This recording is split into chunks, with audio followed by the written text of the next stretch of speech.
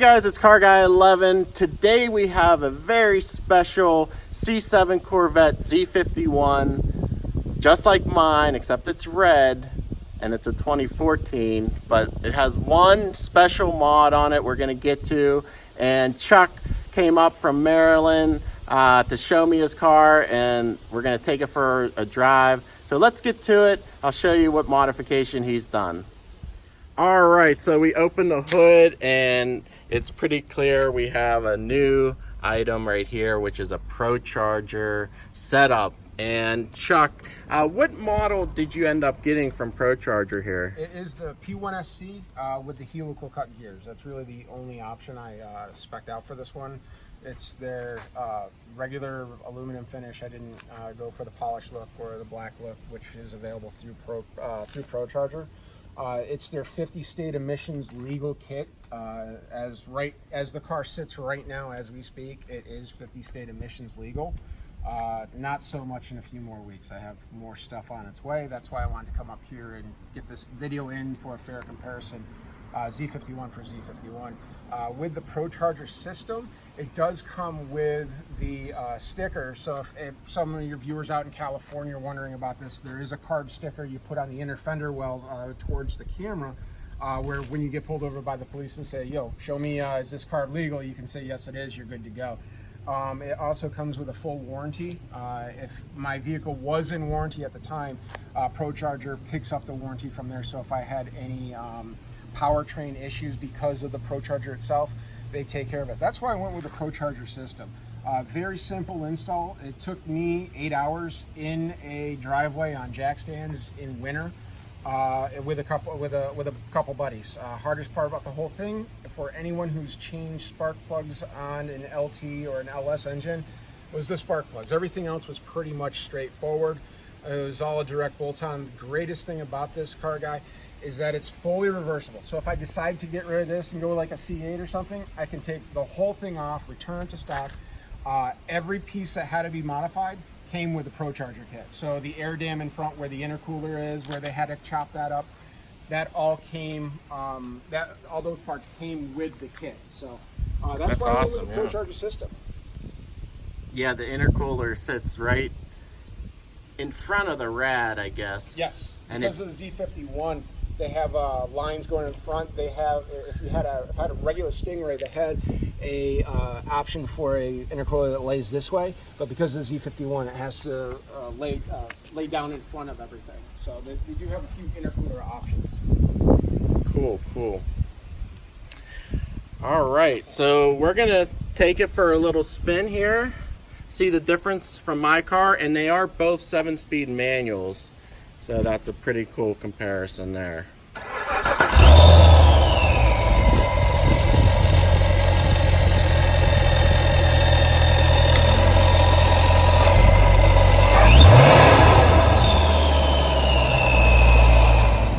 All right, just getting in the car and setting off. And so far, feels just like mine, which it should. This also has the magnetic ride suspension, so we are in sport mode for these.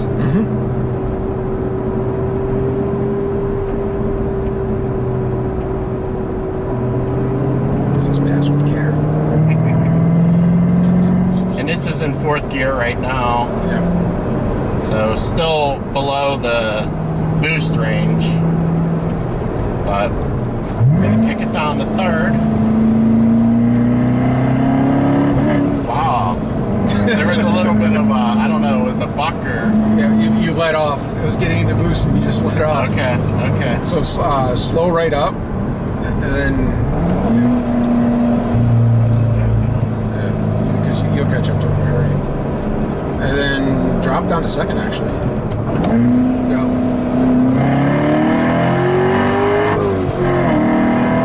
Oh, yeah. Yeah, it makes a difference. Makes a difference. I mean, you got to 55 in a hurry.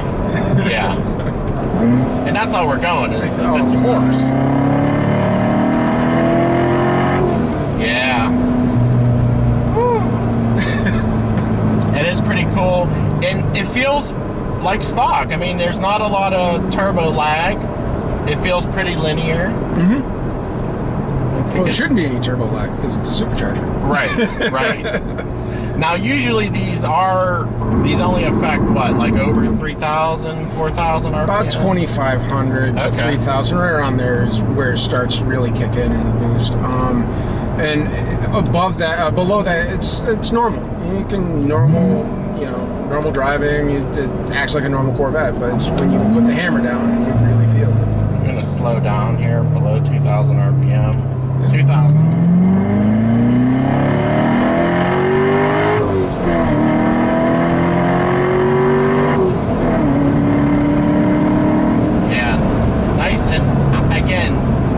I thought it was going to be like a punch, a real hard punch, like 3-4 grand, but it feels pretty linear to me, which is great. It just wants to pull. It just keeps going. Unlike like a root style blower, like a Magnuson or even the Z06 blower, where it's all right there, and just it hits you on the bottom end, and at the top end you kind of fall on your face. But with the Z51, I mean, traction isn't always the greatest thing to begin with, and you have more power. ProCharger claims 40% over stock, so now you do the math, it's kind of, Ricer math, and it puts you close to Z06 power, right? With a smaller tire. Exactly, and I was worried about that, but it's hooking up well. I feel very confident in it.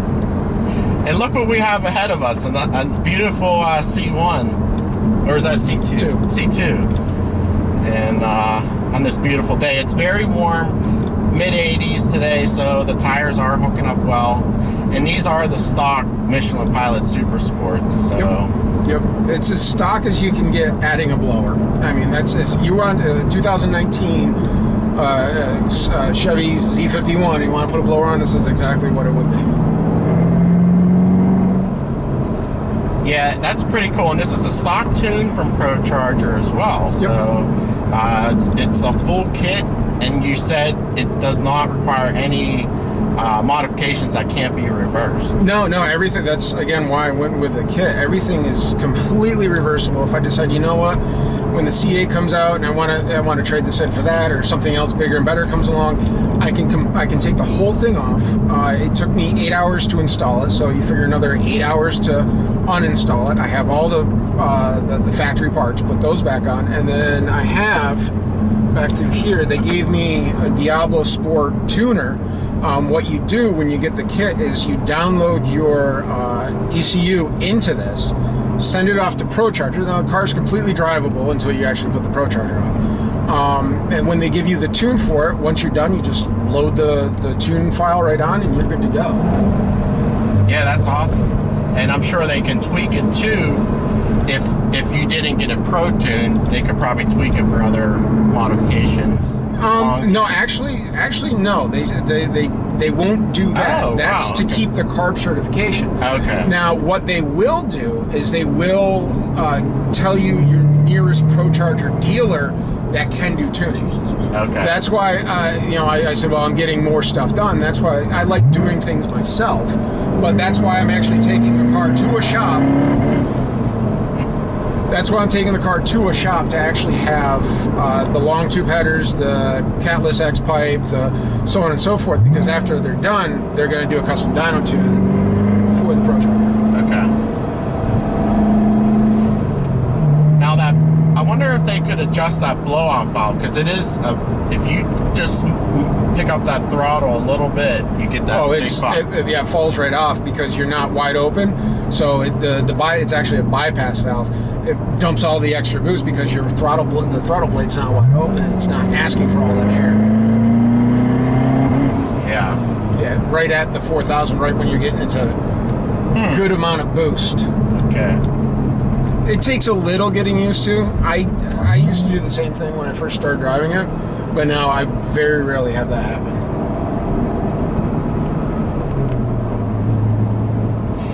The other thing I wonder about is heat. How have your temperatures been? Everything looks normal now.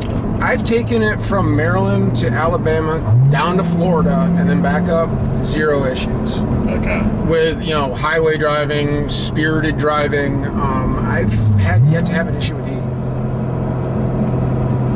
again, but that's also why I'm having the modifications done that I'm doing, so I don't wind up cooking the cats and then sending heat back up through the manifold and then into the cylinder head and then piston and then the ringlets and then it goes bad.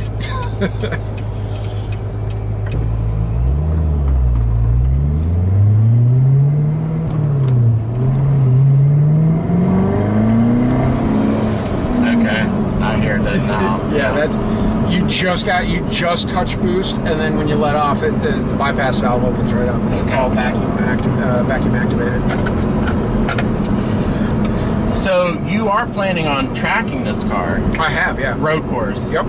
And you haven't done it with the ProCharger, right? No, I did it stock last year up in Toronto, Mossport Raceway, also known as Canadian Tire Raceway, with a buddy of mine. He has a GT3. And a few other people that I've met up there. I'm going up in August and make a week of it, make a party of it, and see what I do. I know what I did last year. It's be interesting to see what I've done this year, and just kind of go from there.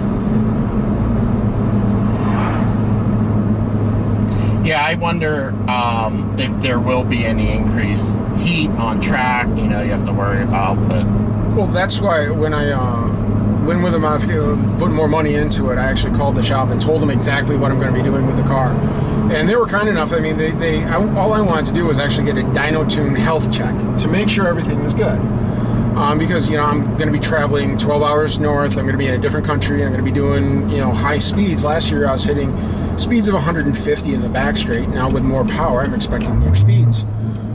They asked me how long are my sessions, what I'm doing, and I said, yeah, we wouldn't recommend you do that with how long the sessions are, because the sessions last about 15 minutes, and at those speeds and everything else. And they said, to make it safe, this is what you need to do.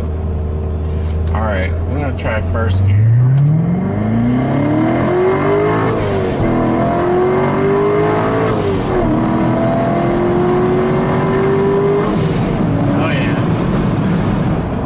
Yeah, that was fun. But again, it's very linear. I think it's great. You just want to stay in it. Yep. And again, the temperatures. Oil is like almost 240, 230. It's hard to read that, but it's coming right back down. So, but it's only air in a cooler, correct? Air to air, yes. Air to air. Yep. And are any of your upgrades going to be for more cooling, or is it just through the exhaust itself? So I'm not backing the heat up, because the headers are, that's the constriction right now. If I can get more flow through and not have the cats there, it's not going to collect as much heat. Okay. And then the next step after that will be methanol injection pistons and you are doing the math. Okay. Yeah, next year. I already got a quote on that. I already know where I'm at, but I'm also, my wife would kind of kill me if I dumped that kind of money into it. So you will up the boost with the meth? Yeah. And you're pushing what now? How many pounds of boost? 7. They say 7 pounds. Okay. At max power, it's going to be 7 pounds. Okay. Well, cool. Well, again, thanks, Chuck. I think this is a really nice upgrade for the C7 LT1 engine. Again, it feels relatively stock, linear power, just a nice boost for you. So I appreciate you driving up here from Maryland to show me your car. It's a beautiful day, so. Yeah, yeah, great day for it. Finally. Yeah. So, but anyway, guys, thanks for watching the video. I hope you enjoyed it. Again, if you want to do a modification like this, I'll throw a link below for ProCharger, but it's their stock kit. So Yep. pretty neat, pretty neat. All right, guys, hope you enjoyed the video. Thanks for watching. Give it a like if you did, and we'll see you in the next one. Take care. All right, guys, we're gonna do a 30-mile-per-hour pull side by side with the ProCharged C7 Z51